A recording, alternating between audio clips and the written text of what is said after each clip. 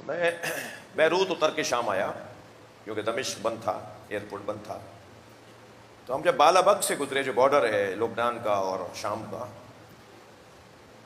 तो हमें बताया गया कि यहाँ 2 मज़ार हैं जिनकी ज़ियारत को हम जा रहे हैं। तो मेरे लिए नई बात थी वो। तो मैंने जब पूछा कि भाई किसके मज़ार हैं, कहा इमाम हुसैन की 2 दुख्तर, 2 बेटियों का। एक मुद्दत से ये मज़ार बेतवज्जोही का शिकार था, अब वो मज़ार दोबारा से नए बने हैं।